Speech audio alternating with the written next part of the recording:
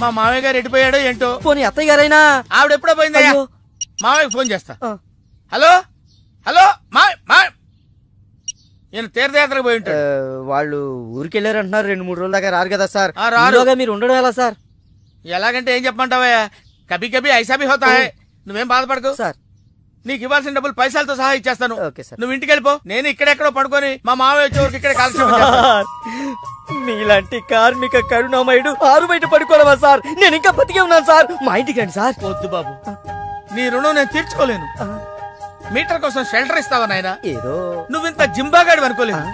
నువ్వు వెళ్ళిపో. లేదు సార్, మీరు మా ఇంటికి రావాల్సిందే. రావాల్సిందేనా? అయితే ఆగు, ఇంట్లో ఎవరుంటారా? మా అక్క ఉంది సార్. అక్క ఉందా? అవును సార్. అయితే సరే, ఇగో మనం ఇంటికి వెళ్ళిన తర్వాత ఆవిడ ఏదైనా చేసి పెట్టాలంటే చాలా టైం పడుతుందయ్యా. ఓ పని చేయి, ఇప్పుడే ఏదో ఒకటి చేయమని చెప్పేసేయ్. హలో అక్క, నేనే మాట్లాడుతున్నాను. మన ఇంటికి గెస్ట్ వస్తున్నారు, అర్జెంట్ గా ఏదైనా రెడీ చేసి పెట్టాలి. ఏదైనా పర్వాలేదయ్యా, చికెన్ అయినా పర్వాలేదు, మటన్ అయినా పర్వాలేదు, బిర్యానీ చేసి పెట్టు. బిర్యానీ వండుతావా? చికెన్ ఓకే, ఏదైనా మటన్ బిర్యానీ రెడీ చేసి పెట్టు. వెంటనే వచ్చేస్తున్నాం సార్. ఆగు, మందుంటావేంటి? మందు కింద పెట్టుకోగా, అనవసరంగా లేనిపోంది. అండ్ నువ్వు తప్పదంటే మరి అలాగే కనిద్దాం. ఇదిగో షరతు, నువ్వు ప్రతి పైసా నా దగ్గర కలెక్ట్ చేస్తానంటే నేను మీ ఇంటికి వస్తా, లేకపోతే రాను. అలాగే సార్, ఇచ్చేద్దరు కానీ రండి. ఏమే, మీదేమన్నా పాత బట్టలకి స్టీల్ సామాన్లు ఇచ్చే వ్యాపారమా? కాదు. మరి నేను నిన్ను ప్రేమిస్తే మీ అత్త మా నాన్నని పెళ్లి చేసుకోవడం ఏంటే?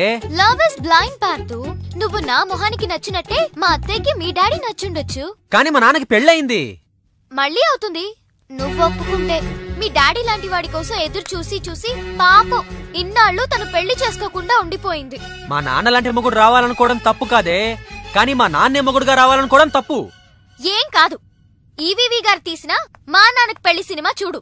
హీరో శ్రీకాంత్ లా మీ నాన్నకి మళ్ళీ పెళ్లి చేయి. 3 నెలల నీ ప్రేమ కోసం 30 ఏళ్ల మా అమ్మ కాపురం నాశనం చేయాలా? వద్దే, నీకు నీ ప్రేమకు పెద్ద నమస్కారం. Good bye.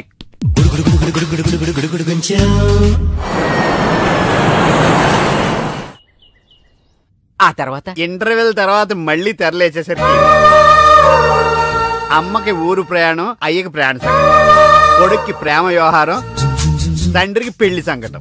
నువ్వు కామెంటరీ ఆపకపోతే నీ జామెంట్రీ బద్దలైపోయి. ఇదేటండి, బ్యాంకాక్ లో బ్యాంక్ అదిరిపోయి ఉండాలి. బ్యాంక్ ఏంటి? మీకు ఇచ్చి పెళ్లి చేయమని మేడం అడుగుండాలి. ఇదే బ్యాంక్ అంటే. ఈ విషయం నీకెలా తెలుసు? వీడి సీన్ రాస్తే జీవితంలో జరగాల్సిందే. ఈ సీన్ ఇప్పుడు రాసింది కదండి, ఎప్పుడో ఊహించి రాసింది. కావాలంటే మీ జేబులో ఉండదు, చూసుకోండి. నా జేబులో తీయండి, చదవండి. వడాఫోన్ కోసం యాడ్ ఇస్తే పొట్టుకొక్క మార్కెట్ పెరిగినట్టు కొడుకుని ప్రేమ కోసం పంపిన తండ్రికి పెళ్లి కుదిరింది. నువ్వు ఈ కథ రాయటం ఆప్ చేసారా బాబు? నువ్వు రాసినట్టే ఇక్కడ జరుగుతుందో, లేకపోతే ఇక్కడ జరుగుతుందంతా కాపీ కొట్టి నువ్వు రాస్తున్నావో నాకు తెలియట్లేదు, కానీ నీ జర్కుల వల్ల మాకు ఫిట్స్ వచ్చేస్తున్నాయి. ఏంటి మళ్ళీ ఫిట్స్ వస్తున్నాయా? ఫిట్స్ సీత కాదు నాకు. సర్కస్ ఫీట్ లాపి నిజాలు చెప్పు. ఆ పేపర్ లాగి. ఇదా కుక్క పిల్ల, అదే వడాఫోన్ బిల్లు. ఇలా నువ్వు నిజాలు ఎంతకాలం దాస్తావో నేను చూస్తాను. నీకు గుడ్ న్యూస్, వెంకటరత్నం త్వరలోనే వస్తున్నాడు. మీరేంటండి సినిమా వాళ్ళు సెన్సార్ బోర్డు వాళ్ళకి భయపడ్డట్టు మీరు ఈడికి భయపడతారా? రండి వెంకటరత్నం కలుద్దాం. వెంకటరత్నం అంటే నీలాగా డిస్కషన్ చేసి సినిమా తీసే రకం కాదు. ముందు మర్డర్ చేసి ఆ తర్వాత డిస్కషన్ పెట్టే రకం కదా, మరి అందుకే భయపడేది. తీసుకోండి. ఆహా, సూపర్. ఏంటండి? బిర్యానీ. సూపర్. ఏంటి మాటలా? టోటల్. ఓ, మీరొచ్చి మా బావలాగే ఉన్నారండి. అవే కళ్ళు, అదే ముక్కు, అదే బోసుమూతి, అదే పట్టుదల. నేను పెళ్ళంటూ చేసుకుంటే మా బావనే చేసుకోవాలనుకున్నానండి. మరే ఎందుకు మానేశావు? ఇప్పుడు లేడు. ఏమైపోయాడు? దొంగ సచ్చినోడు టాక్సీ డ్రైవర్ని మోసం చేసి డబ్బులు గుంచుతున్నాడని తీసుకెళ్లి జైల్లో పెట్టారు. అలాగా, అయితే వస్తాను. ఎక్కడికండి? అంటే మీ బావని జైల్లో పెట్టారన్నావుగా, అదే టెన్షన్ గా ఉంది. వాడంటే దొంగ సచ్చినోడు, మీరు మంచి వాళ్లేగా. ఉండనా? అయితే ఇక్కడే సెటిల్ అయిపోతా, నీతోనే ఉండిపోతా. మరి మీ తమ్ముడు వస్తే సార్ ఇదిగో సార్. ఏంటా లేట్ అయిందేంటి? వస్తుంటే దారిలో సీసా పగిలిపోయింది సార్, మళ్ళీ ఇంకోటి తెచ్చాను. ఎలా పగిలిపోయింది? జాగ్రత్తగా తెద్దాం జేబులో పెడితే ఇలా జారిపోయింది సార్. అబ్బా నువ్వు చాలా మేధావిరా, మీ బ్రదర్ చాలా తెలివైనడు. సార్ మీరు మాత్రం మొహమాట పడకుండా రాత్రికి ఎక్కడే పడుకోవాలి. రాత్రి ఎక్కడే పడుకోవాలా? ఓకే, మరి నువ్వు ఎక్కడ పడుకుంటావు? నేను అయితే ఓ పని చేయి, నువ్వేం చేస్తావంటే బయట పడుకో, తెల్లవారేసరికి నన్ను లేపకూడదు సుమా, 10 గంటలకి రా. మాటలు చూస్తుంటే ఏదో తేడా ఉంది, ఓ కంట కనిపెట్టి ఈ సంగతి చూడాలి.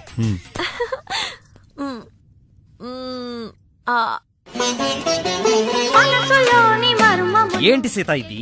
వచ్చిన దగ్గర నుంచి ఇలా ఉపవాసం జాగారం చేస్తే ఎలాగా? అదెవరో నన్ను పెళ్ళాడతానంటే మీ కోపం నా మీద.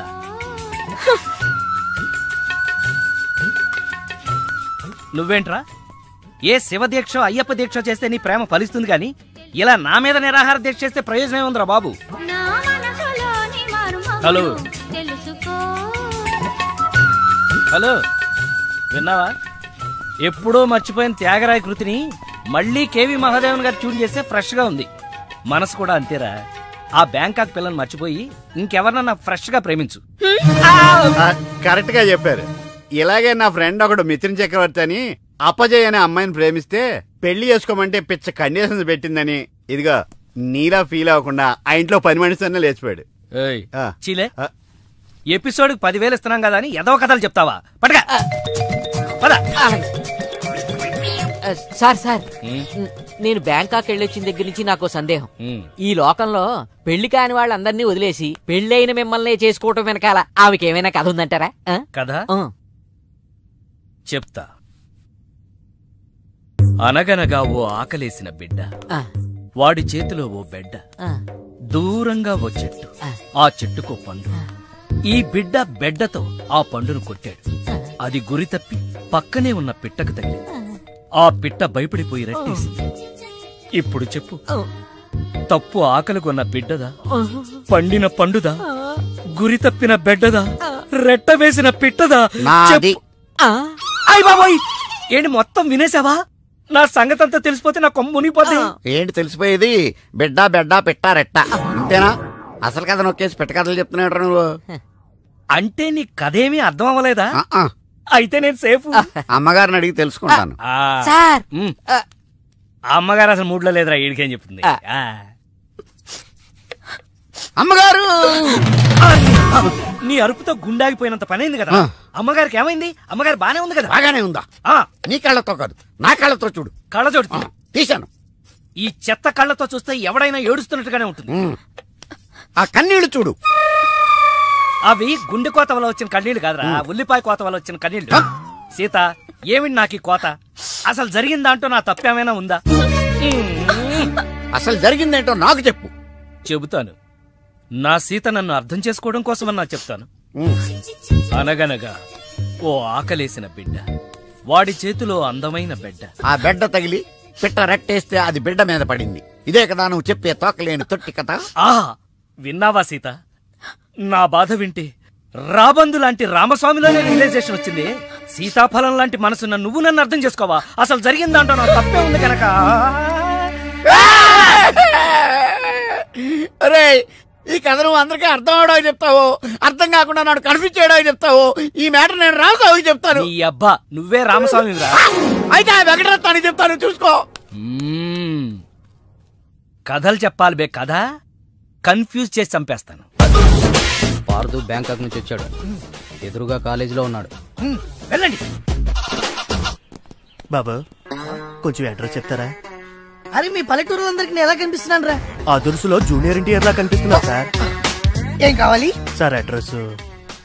అబ్బో, మళ్ళీ కొడతాడు. నాకు తెలీదు సార్. మా ఆవిడ కొంచెం చూసుకోండి. ఆవిడ లగేజారా? ఎలా? ఇదిగో, ఏం చదువుకున్నావు? ఏం చదువుకోలే. నీకు అవసరమా? ఎంతవరకు ఉండాలి అంతవరకు. సర్లే, కూతంత పిల్లని చూస్తా ఉండు. ఆకలి ఎత్తనట్టు బిస్కెట్లు తీసుకొస్తా. అంకుల్, పాస్ వస్తుంది అంకుల్. నా చేతిలో నువ్వు వెళ్ళవే. అమ్మో నాయను, ఏం ఫ్యామిలీ రా నాయన. నా పిల్ల, నా పిల్లలేరి? బిస్కెట్ల కోసం వెళ్ళింది లేరా? వచ్చా కొట్టే పెట్టరా. అది వెళ్తానంటే పంపిస్తావా? అది నా పిల్లమా నీ పిల్లమా? నువ్వు చెప్పినట్టు నేను చెప్పినట్టు వస్తుందా? వెయిట్ చేయి. అది రాదు, ఎవరితో లేచిపోయింది. ఆ ముక్క ముందు చెప్పాలి కదరా. నా పిల్ల ముందు చెప్తాను రా. ఉండరా, నీ మీద పోలీస్ కంప్లైంట్ ఇచ్చొస్తాను.